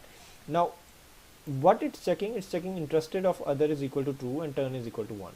Turn is equal to process, which is 1, right? So this condition is almost always true for this P1, but this condition is false because it was here. But if you see, as soon as this value over here, it changed from true to false, what will happen to this loop? So P1 is checking this condition again, but since now P0 has exited, this value of interested of 0 has changed now. What will happen over here is it will check again. Interested of other is equal to true. Is it true? No, it's false, which means that this condition, one of these conditions, is now false. It means that process will not go inside this loop anymore. So it will come into P1 since it has already exited. So P1 will now be in the critical section. Right. So this is how the flow of Peterson solution works. I mean, it's a very simple solution, and it makes sure that one of the processes doesn't enter the critical section if one other process is already in the critical section. It will make sure that it keeps on waiting inside the while loop, and unless and until this condition, one of these conditions become false, it will go to the critical section, and that will only happen if this P0 already the process which is already in the critical section has gone to exit section and change that flag to false. Only then it will work. I hope this is clear now. Even if you are not a very good programmer, this small snippet of code should make sense to you. If it's not making sense to you, please rewind this video, see it again and again.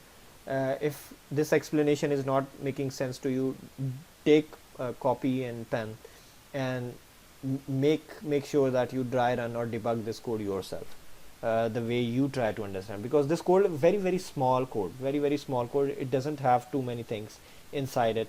Very simple code for entry section, then exit section, and we have to make sure that they are mutually exclusive. If you see this algorithm, make sure that only one of the processes are in there, not two processes can come in the critical section, and at the same time no process is blocking any other process to go in the critical section. No such code is written that other process is blocked and that process itself is not going in the critical section. So only one process is going into the critical section and other is just blocked. So progress is also working fine.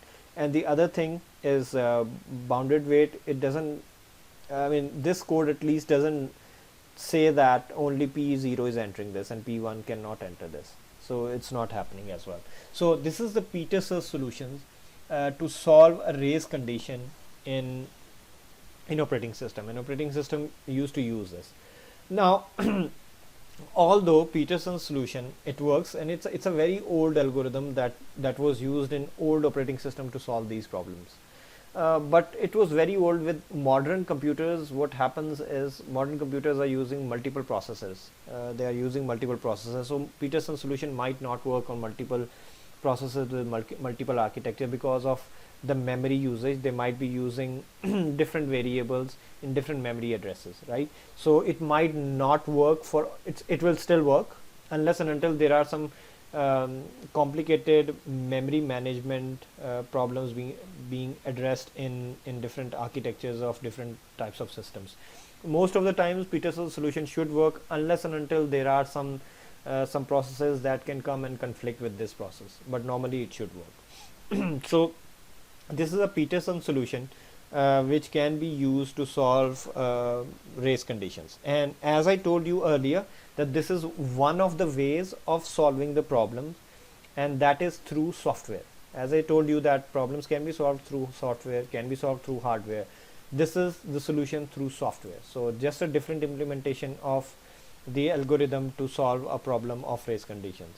Now in the coming section, we're going to talk about how the same race condition can be solved using hardware solutions as well. So there is a hardware solution as well to solving the race condition. Alright, so let's talk a little bit about hardware synchronization now. We have been talking about synchronization using software by implementing different algorithms, but process synchronization can also be done using hardware, using different registers. So we can use different locks, and we can use different techniques using the registers in CPU to do process synchronization as well. Well, the most important thing and the most important aspect of hardware synchronization is that instructions can be atomic, so they can be non-interruptible. So what does that mean is, for example, if we have an instruction like I'm just giving you an example, although this is not the right example. I'll tell you about atomic instructions when we go to the algorithm, but just to give you an example. So for example, we have a function, maybe main function.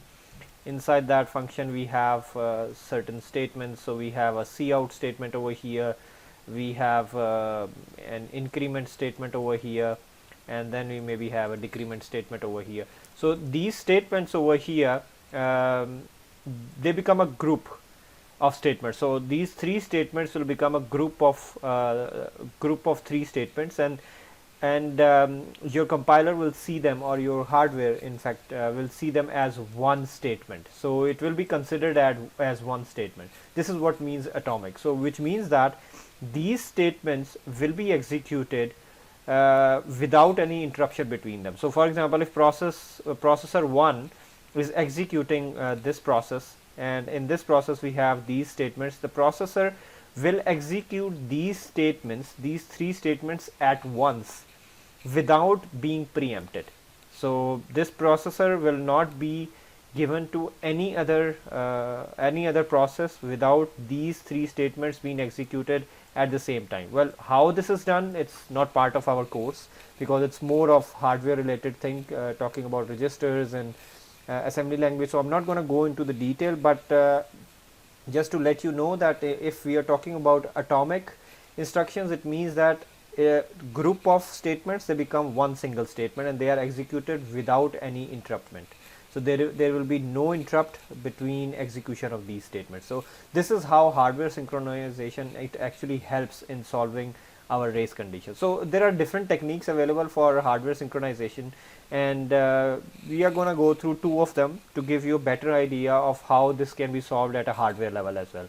We have already seen the software level, now we are going to look at the hardware level. The first type of hardware synchronization is test and set instructions, and this is basically a function. Over here I have called it test and set. Normally this is how the name of the function is set, and over here what happens is these two statements, they are atomic, which means that these two statements will be considered as one statement by the hardware and it will be executed without any interruption. Alright, so this is how a test and a set algorithm looks like, and operating system will manage this in such a way that it will tell the hardware that okay, these are two instructions which are going to be atomic in nature and you have to execute them without interruption. So this is how normally a test and a set instruction looks like. Now what I'm going to do is I will show you how it actually works. Let's debug this so that we actually understand what happens when a test and set instruction is executed by the operating system and ultimately the hardware. So what happens is it works like this. So for example, this is the piece of code that will be running, and this is the piece of code where we have our entry section, then our critical section, then our exit section. So I hope by now you would easily identify which one is the entry section, which is the critical section, and which one is the exit section. Normally the entry section is the one that prepares or allows the process to go into the critical section, so there will be some conditions and so on. Then critical section is normally mentioned as critical section, and it's always a good practice that you mention critical section as critical section using comments like this. And finally, when you are setting up the flags, it normally is called the exit section, and then the remainder section, this can be some other part of the program as well. So before we actually dive into this, let's understand this test and set function, what it does. So what it does is it normally takes a boolean value. If you see, it's a pointer value, so it's very important that we know that this is a pointer value, and this is how it's going to help, and that's why it's only 2 or 3 lines of code, because we are using pointer. Otherwise we have to use multiple lines of codes. So we take a pointer boolean over here, we put this into another boolean value, then we change the value of this pointer value by true, and you will know how we are doing it and how it is helping when we debug this. So very simple code, and then we are going to return the value which we put from our pointer variable to a new variable. We are just returning that value. So let's see how it works. So what we are doing over here is, so this is our function, which this is our process. So for example, let's call it process 1. So process 1 wants to enter a critical section of the code, and we want to make sure that let's say process 1 and process 2, they both want to enter this critical section, and somehow we want to make sure that only one process is in the critical section at a time, and other process is blocked somehow. So let's start by debugging it for process number 1. So what process number 1 does is it comes to this loop. This is the entry section. It comes to this while loop, and this while loop, inside this while loop we are just calling a function and giving it a lock variable. Now in test and set variable, there is a global variable by the name of lock variable. It can be anything. The name of this variable can be anything, but normally it's put a lock variable because in theory we normally say that lock variable is available or not available. So normally the name of this variable is set to lock, but you can put any name. So there is a lock variable that is by default set to false, and it's a global variable, which means that this is accessible by P1 also and P2 also. It's just that this is not we don't say that this is in the critical section. It's just that the global variable, and for critical section we have different variables that we want to access. Yes, it can be in the critical section, but right now what we are saying is it's just a system wise global variable which is being shared by different processes, and it is handled by the operating system. The operating system just gives this process 1 and process 2 access to this lock variable, and they can read the value of this and write to it. but actually the critical section is this one, which is shared between process 1 and process 2. Okay, so lock variable, there is a lock variable, it has value f. So since we are talking about pointers, and I hope you guys already know what a pointer is and how it looks like, so let's say the address of this pointer is 100, and this is called the lock variable, and the value of this lock variable is f. All right, so this is what the pointer looks like. So the address of this is 100. So when I pass this to this function, so test and set function, when I pass this to this function, it goes by reference. All right, it doesn't go by value over here. So what happens over here is we have a pointer over here, which means that target variable now starts pointing to this location 100. So this variable, target variable, which is a Boolean variable, obviously it's also pointing to this. Now lock is also pointing to this location, and target is also pointing to this location, because this is target, our parameter value. Now inside the function, when we come inside the function, as I said, this is the atomic statement, which means that we don't have to care about it. Hardware will automatically take care about it, and it will execute them at one go without having any interrupts. So target variable, whatever the value of target variable, it will be saved in RV. So what I have, actually I have it over here. So what I'm gonna do is, this is 100, this is f inside, and for process 0 we have RV. So the value of target, what is the value of target, where target is pointing, it's f. So it will be placed in RV now. So RV has this value which was in the target variable. Since target is also pointing to this location, I'm gonna say t for now. They both lock and target, they are pointing to this location, and the value of this is f. The address of this is 100. Now this value has been copied to RV, so RV now have f. RV now has f also. Now what we are doing it, we are changing the value of target to true. So we are making target value equal to true. So where target is pointing now, target is pointing to lock. So we are changing this value to true, right, over here. So from false, it is going to be true now. And then we will return RV. This is going to be a semicolon. Okay, so we are going to return RV. So what is the value of RV? RV is false. If you see, RV is false. So we will return this. So while false, right? So this function will return me false, since the value of RV is false and I am returning RV. So while will return false to me, which means that I will not go inside the loop, I will not go there, and I will go to the critical section. Why I am able to go to the critical section? Because at this moment nobody is in the critical section. So let's assume that this is the critical section, nobody is in the critical section, and both P1 and P2, they want to enter critical section. But after this statement has been executed, P1 will now enter the critical section. All right, so P1 will be in the critical section, and then let's assume that the P1 is still working in critical section, and another processor P2 is processing this process, and P2 also wants to get into this critical section. So what P2 will do is, it will go and run its entry section, which is the same as this one. It will go and run this. It will say test underscore set, and the value of lock value is right now true, as we know, since this was the global variable. If you see over here, it was the global variable. So this lock variable is passed to this function again, and target is start pointing it, and we already know that target is pointing to this location. And what we're going to do is, we'll create another variable RV, put the value of the target variable to RV. What is the value of target variable? It's true, and we want to put this value into RV. So RV will now have t inside it, just because of this line. And then we are going to change target to true.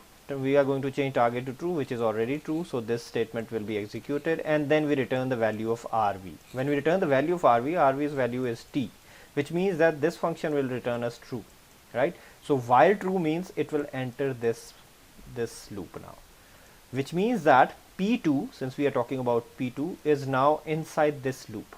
Why it's inside this loop? Because P1 is already in the critical section, and we cannot allow another process P2 to enter the critical section unless and until P1 is done with the critical section.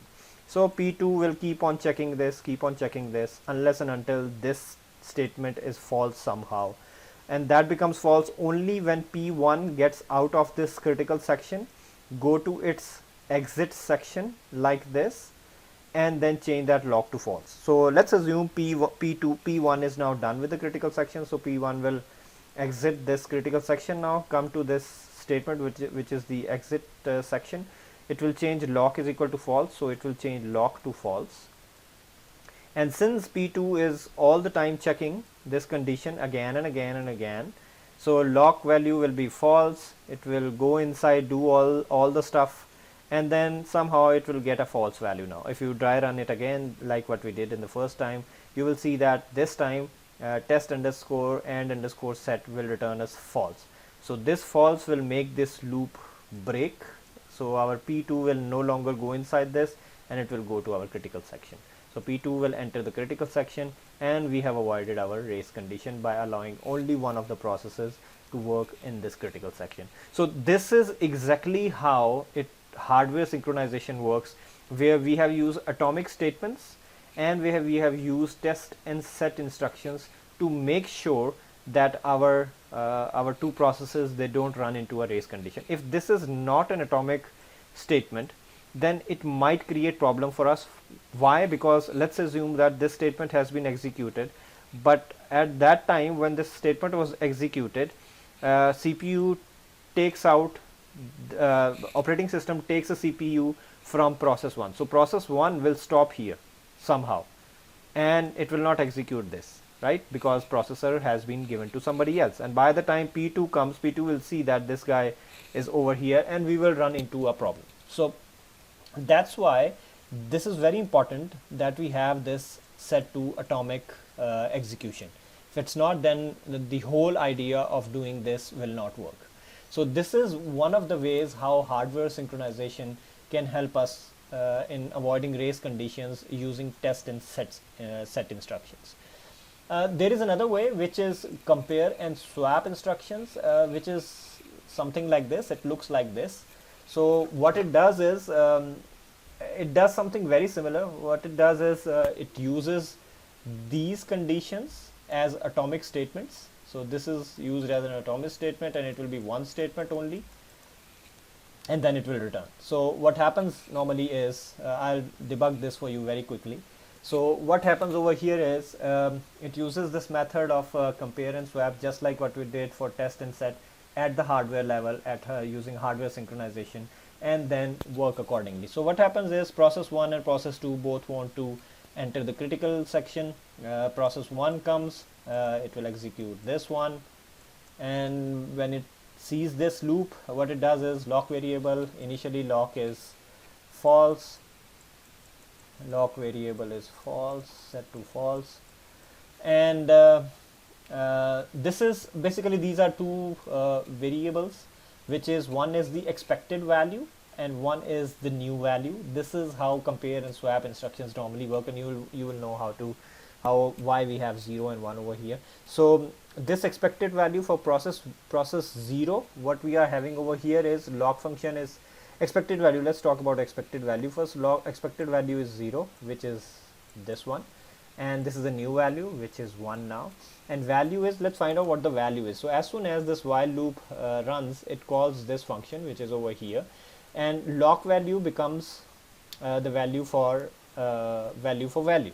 So lock has f in it. Now since I'm passing this by reference over here, this is a pointer, so the address is passed, so value will start pointing to lock also. So it will start pointing to this, which means that value will also have an f now, since lock has an f over here. Now I will take another variable temp. Temp will get the value of a value, which is f. So temp will have f now, false, inside it. And if the value is equal to expected, you can call it f, you can call it 0, both will work. So f is equal to 0 and true is equal to 1. So if value is equal to expected, which means 0 is equal to 0, which is true over here, so value becomes equal to new value. So value will become 1. Why? Because new value was 1, right? And so value will become 1 or true. So let's do true, since we are working with true. So it will become 1 or true, and we'll return temp. What was temp? Temp was false, so false will be returned, which means that false, 0 is not equal to 0, so this will not work, and it will go inside the critical section. So once it goes to the critical section, it will start working over there. Similarly, process 2 comes. When process 2 comes, same thing happens, and you can debug that. Since we have done 3-4 algorithms now, you know that how process 2 is going to work now. So process 1 is in the critical section, so this whole process will make sure that process 2 is not going inside the critical section unless and until process 1 comes out of the critical section to the exit section, where lock becomes equal to 0 again, right? And then remainder of the section can work. So this is how hardware synchronization work, and this is how two methods, compare and swap and test and set instructions, they use hardware synchronization to make sure that we avoid race conditions, and they are making sure that there is mutual exclusion, there is progress, and there is bounded wait as well. So and this is how we have solved our race condition by using hardware synchronization. Next is Mutex Lock. Now these conditions, hardware synchronization, they are good way to avoid race condition, but the problem is they are at the hardware level. So not all the programmers, if you and me, we want to program it, it becomes very difficult for us to do this hardware synchronization because we don't have access to hardware, telling hardware to do an atomic execution of the processes, and it's actually not provided to the developers as well. Software operating system developers can do that, but developers like you and me, which are third-party developers, we are not software developers. We do not do hardware synchronization. For us, the easiest way to solve such a problem is to use a software synchronization, like what we did for Peterson Solution. The other way, and the most popular and the most simplest way of doing a lock or avoiding a race condition by locking one of the processes and allowing one of the processes, to use a Mutex lock. Mutex lock basically is, MU is for mutual exclusion, MUT is for mutual, EX is for exclusion. So it's called mutual exclusion lock. It's just an abbreviation for mutual exclusion. So it's normally called Mutex Locks. So as I said, it's not possible for programmers to do hardware synchronization, and it becomes very difficult using hardware synchronization. So an easy way and an efficient way is to use software level synchronization for processes, and Mutex Lock is one of the simplest way to do that. So what we do is, normally we acquire a lock first of all, and once we acquire a lock, then we release it, right? This is how we're gonna work. It's like, let me give you an analogy. For example, you have a car in your house, and you are 3 brothers and sisters. So one of you wants to use the car. What you're gonna do is, so he will take the key, he will go for a ride, and other 2, they have to wait, right? Because you don't have the key to the car, or you don't have the car as well, right? So you cannot take the car out.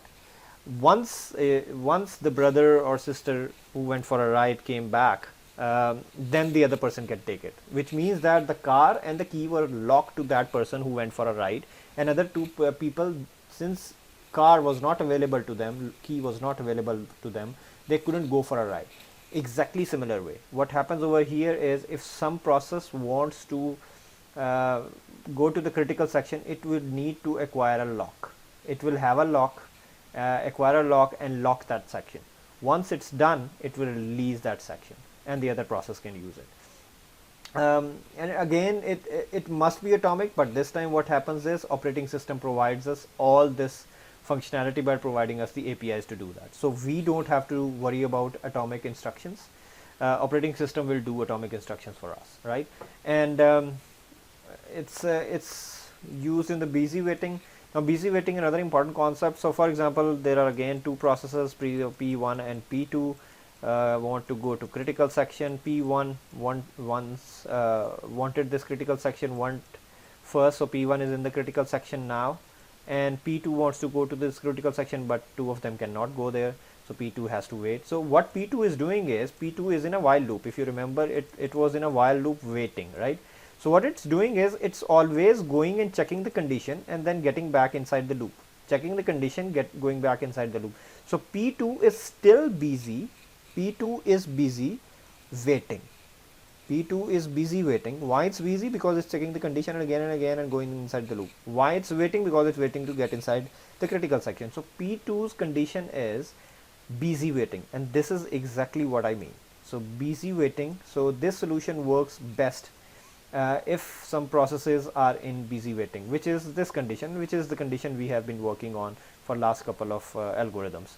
And this is normally called a spin lock. Why it's called a spin lock? Because it's spinning, and it's going to check the condition, go back, check condition, go back. That's why it's called sometimes a spin lock, or normally it's called Mutex Lock, but because of this condition it's also called a spin lock. And this is how the code looks like.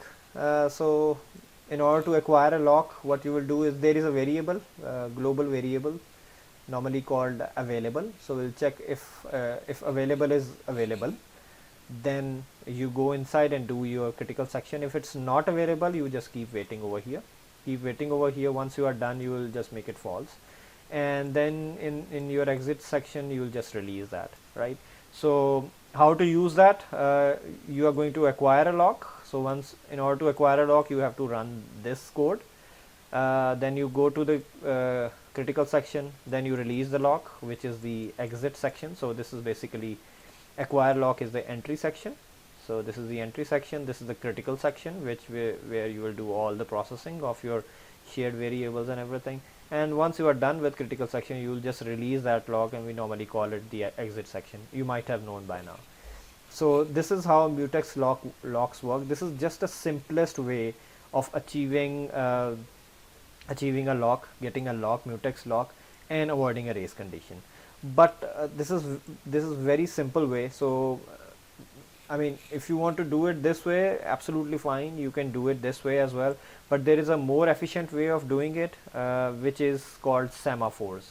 So semaphores are another way of achieving Mutex locks. Mutex locks are basically acquire and release, just a similar concept, semaphore, and very, very important concept. This is normally used in your modern operating system. What they do is they use Mutex locks. It's the same idea. They use Mutex locks. It's just that they are more enhanced, they are more efficient, and what they do is they normally use a semaphore variable. And today we are going to do an exercise as well using semaphore. We'll avoid race conditions in threads, and I will write the code for you, and I will explain that to you, and you will see that how efficient they are. So basically in semaphores, what we have is we have a variable s, which is the semaphore variable, and normally it has two methods, wait and signal. Wait method is basically the entry level, entry section, and signal is normally the exit section. So, and they are normally called P method and V method as well. They are French words, I guess. They are abbreviation of these. So, but we can call them wait and signal. If you want to call it a wait method and a signal method, is absolutely fine. You want to call it a P method and V variable, V method is just fine. And there are two types of semaphore. One is the counting semaphore, and the other one is binary semaphore. Counting semaphore ranges from -infinity to +infinity, and binary semaphores, they are 0 or 1, right? So how they work, this is how they work. So we have a method called wait method, and we pass it a semaphore, and inside this we use a value of semaphore. So basically we have a variable. As I said, there is going to be a variable, semaphore variable, and this is going to be, let's call it a value, for example. So it's a value variable which contains inside it the value we have, and we are going to keep checking this value. If that value is less than 0, then we put this in the put this process to block. If it's not, we keep on working. So let me quickly give you an example of this one, and this semaphore signal you can run yourself. I'll do the wait for you, and then since we are going to run a code on this one, so I'm not going to spend a lot of time, because I'll explain semaphores when I'm writing the code. So what happens is, for example, we say that we will allow 3 processes inside our critical section. Don't get confused, I'll explain. You can have multiple processes inside a critical section. Let's see this way. So for example, P1, P2 and P3, they all are looking for printers. Okay, they are looking for PR1 printer 1. Okay, this is a printer 1, right? So if there is only one printer, then one process can use this printer at a time, right? Three of them cannot use it. That's clear. How about I have three different printers, right? I have three different printers, so PR2 and PR3, right? So in this case, P2 can use this one, P3 can use this one, right? Which means that since they are sharing resources, I mean, all of them are a resource. So this is basically a resource, right? So which means that they all want to use a resource, right? So their code will be same, which means that critical section will be same because the code will be same. It's just that they are three different resources. So this is R1, this is R2, this is R3, right? So basically we have different number of resources. In that case, different processes can access them. But yes, if we have only one resource, like for example we have only one printer, then in that case obviously one process can use it at a time. So when I say 3 over here, value of semaphore, it's a semaphore value. If value is 3, it means I have 3 different printers, for example, or I have 3 different variables. All of them, they are having the same name, right? Which is just fine. All of the printers having the same name, no problem. It can happen. It's just that their ID is different, right? But printed can be same. So I can still have 3. So what will happen over here is I will, every time I do a wait, what I'm gonna do is I will decrement this value. I will do 2. So first time I go over here, I want to go to the critical section. Right now nobody is in the critical section. I will do a wait, check the value minus minus. This will be 2, values greater than 0. It's not less than 0, so it will not go inside.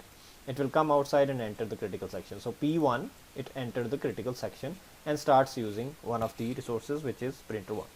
Then P2 came, value is decremented once again. This is checked, so it will not go inside. It will come back here, and process 2 entered the critical section and started using printer number 2, for example. Then we have to decrement. So another process 3 came, another value is decremented over here. Since value is decremented over here, so it becomes 0. When it becomes 0 is less than 0, it's not less than 0, so P3 entered as well, right? So it entered critical section and started using printer 3. Then we decrement this value again because process P4 came, -1 value. -1 is less than 0. Yes, it is less than 0, which means that I am inside this and I am blocked as a process. So process 4 is blocked because I can allow only 3 processes at a time inside the critical section. Now if we go back to our original problem, which is not allowing more than one process inside the critical section, what I can do is I will have a semaphore value of 1 over here. Now I have a full control over here. So process 1 wants to go inside, it will check this value, do it 0 over here. You can also use less than or equal to 0 over here as well. Normally it's less than or equal to 0 over here. So you can do that, and then you go inside and block the other process. So it totally depends. This gives you a lot of control, and this gives you a control over different similar resources as well. So like I gave you an example of printers. So you can use a resource which is similar in nature, but it has different instances. But I don't have only one printer, I have 3 printers, but it actually is a resource, right? It's a type of a resource. It's only one. Resource is one, type of that resource is one, which is printers. All of them are printer, but they are different printers. They are not the same machine, right? So in that case, semaphore helps us in managing different instances of our hardware as well, right? So that's why our semaphores are much more efficient than our Mutex locks, because in this way I can use them. Similarly, I can use binary semaphores as well. So you can have values 0s and 1s. So in that case you will have 0 over there, and next time it came, you will do it 1, and so on. I want you to try that one. It's quite simpler. It's very simple. It's simpler than the counting semaphore. It's just that you have values not from -infinity to +infinity. What I mean by -infinity to +infinity is here I put 3 over here, right? In binary you cannot put 3 over here, you have to put either 0 or 1, right? So try it yourself, do some research on this one, and make sure you understand how it works, and then hopefully if you have enough understanding you can go ahead and program that as well. All right, I'm gonna program something for you as well for semaphores, but try to change that and make sure you better understand what's going on.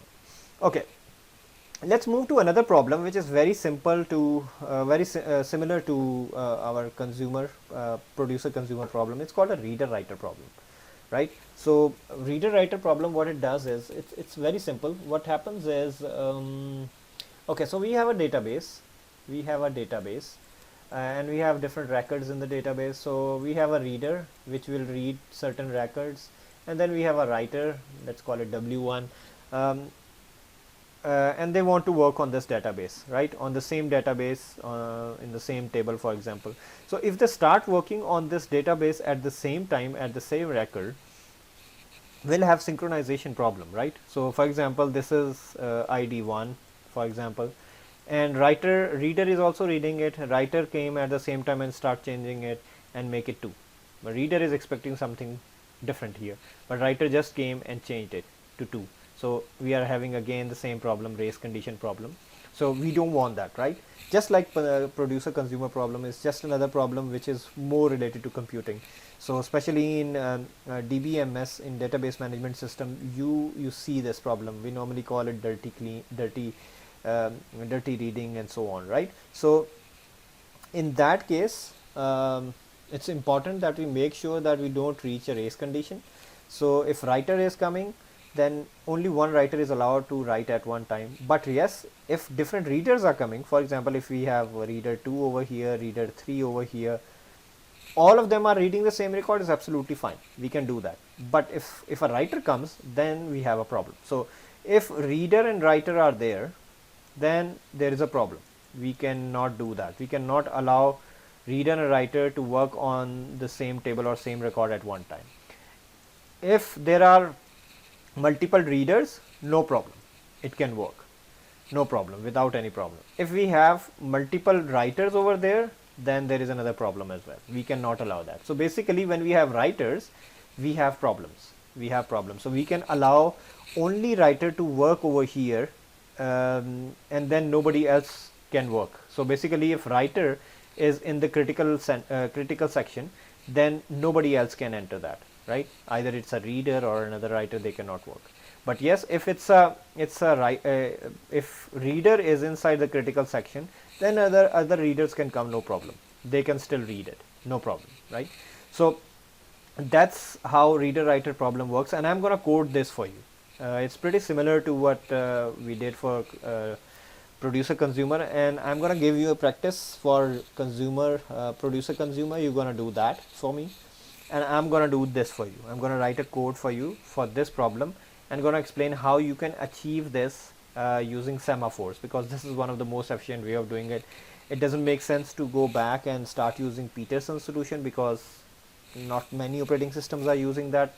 Let's work on something which is more useful. So I'm gonna work with semaphores, this technique, and we use this semaphore, and then we are going to solve this reader item problem, right?